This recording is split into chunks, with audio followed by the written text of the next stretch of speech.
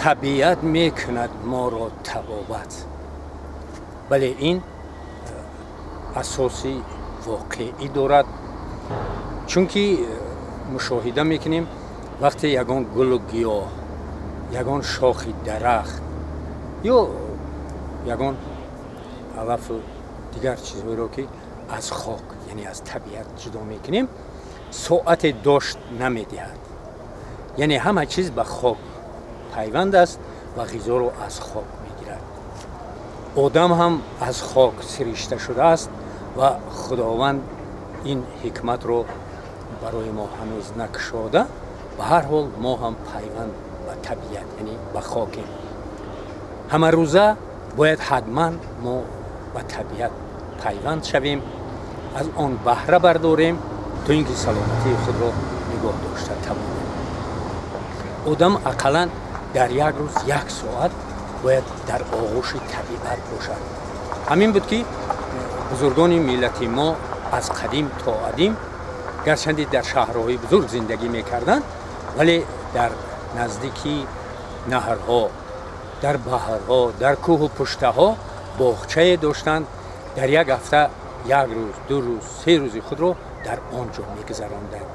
برای همین مردم امروز به یاد میارند که گذشته های ما سالم بودند و نسل های امروز دردمند. چون که اکثر وقت نسل امروزه جوانان ما پشت اینترنت و واسطه های اخبار موبیلی قریب که به طبیعت نمیبرایند و خوراک طبیعی کم استعمال میکنند و اصلا توجه به پولو فابریکت یعنی خیمیکت دارند که آنها لذت داشته باشند هم قوه و درمانی در کاری را ندارند. ما از تجربه بزرگی گذشتگانمان از مثلا از شیخ سعدی که همچون ناصح بزرگ تاریخ بشریت در سرتاسر عالم خاصه در میدان ادبیات فارس اعتراف شده است و در 50 سالگی به خلاصه می آید که او باید مشغولیت دوست داشته خود را داشته باشد و همه روزه به کتابت سر کار می گیرد و با وجود این شکایت می کند که ای که 50 رفت در خوابی. ولی خداوند از روی محبت او به زندگی به مشغولیت دوست داشته باز 70 سال دیگر عمر عطا فرمود. از روی بعضی روایت ها او 108 سال و از روی بعضی دیگر 114 سال عمر دیده است و تا لحظه های آخرینی عمر می گشته است، حرکت می کرده است، کار می کرده است، ایجاد می نموده است.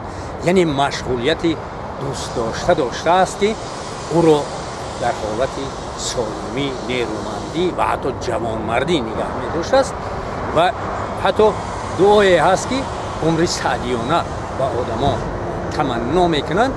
یعنی برای آنکه عمر سعدیانه داشته باشیم چون او باید زندگی سازمان دهیم. آنکه با محبت خاصه فعالیت میکند، کار دوست داشتنی دارد، او نیرو و توان هم دارد. خاصه وقتی که او با طبیعت میپیوندد، با گل و گیاه سر و کار دارد، در باغچه سیر و سیاحت میکند. ما مردم خوشبختیم که در دیار ما هزارها گیاهای شفابخش میرویند. خوشبختانه در ره رو، در باغچه ها، در نزد حوله ها، در گرد و اطراف ما اینقدر زیاده هستند که دیگر ملت و خلقیت ها این رو تصور کرده نمیتوانند.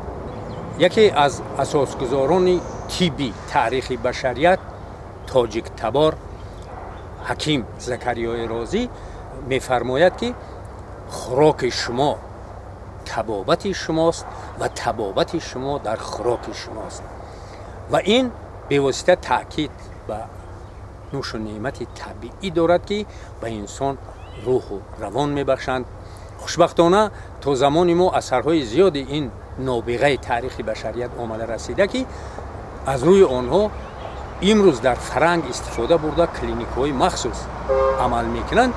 ولی متاسفانه اکثر حتی طبیبان ما اثرهای حکیم زکریای رازی را خوب نمیدانند و توصیه های او را نمیدونن که چطور استفاده برند. در این موضوع وقتی که من با طبیبان زیادی هم صحبت شدم، اکثری آنها عقیده دارند که طب موفق طب فرنگ است، یعنی طب اروپایی.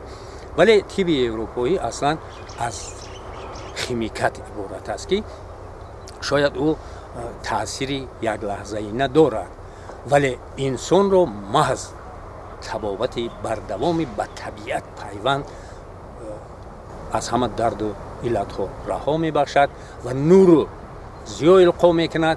برای این همه روزه به طبیعت پیوند شدن در کار. اقلا 1 ساعت هیچ نباشد در هوای تازه. حتی تاکید شده است که پای اوریان لوچ باید روی خاکی نسبتاً گرم نرم ما قدم برداریم که این به انسان نیروی تازه می بخشد، او را جوان نگه می دارد و همیشه برای سالمی بدنی او کمک می رساند. بیایید همراه با کوه پشته تاجیکستان عزیز می برایم.